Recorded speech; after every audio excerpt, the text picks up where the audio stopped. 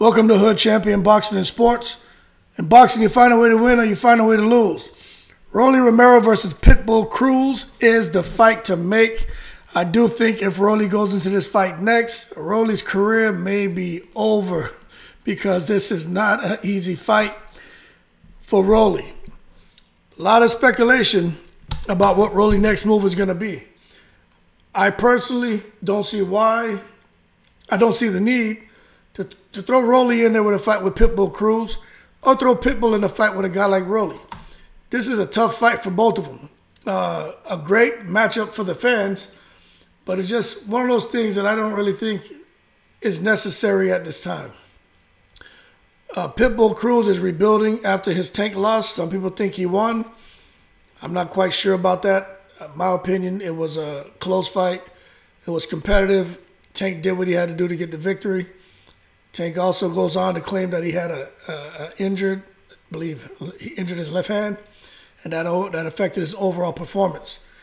We know with Rolly Romero, care what anybody says, Rolly was up by the time the fight was stopped because he got knocked out, but Rolly was up. Rolly looked good. And the thing about Rolly, this is something that I think more people realize now. Rolly has skill. Rolly can fight. Rolly can box. Rolly can maintain distance. But the one thing that Tank Davis confirmed is something that I think we all were aware of, but maybe didn't quite buy into the hype about his power.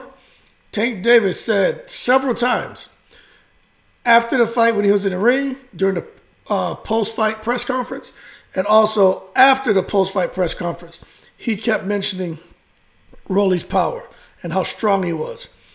The thing about that is Rolly getting in there with a guy like Pitbull Cruz, okay? Tank said, hell no, he didn't want to rematch Pitbull Cruz. There's a reason for that. He didn't talk about his strength, didn't talk about his power. I think it's more the pressure in addition to the power that Tank didn't like. But with Rolly and Pitbull Cruz, that's a tough fight. You just got to look at it stylistically. Pitbull Cruz keeps that chin tucked. He has a high guard. He comes in behind the jab. He throws short, crisp, hard shots. Rolly Romero keeps his chin straight in the air. And it's like I always say, the more you throw punches, the more openings you create. And Rolly just, he was throwing a shot. I don't know what he was trying to do with that right hand. It was like a hook. And he was trying to beat Tank's arm up or try to get to his chest. Tank kind of parried the shot. Rolly threw the same shot again. He got caught. Rolly, for one thing I know for a fact, Rolly's not going to be able to stand in front of Pitbull Cruz and throw looping shots. Pitbull Cruz throws combinations. He throws hard. So this would be a very interesting matchup. Now, as far as Pitbull Cruz in his next fight, not sure what he's doing. But I'm very interested in seeing who Pitbull Cruz is going to fight next because he needs to fight a big name. Pitbull Cruz just clipped Yuriorkis Gamboa. It was like minimal effort put forth to get that knockout. I think we saw the writing was on the wall after the first shot he hit him with in the first round.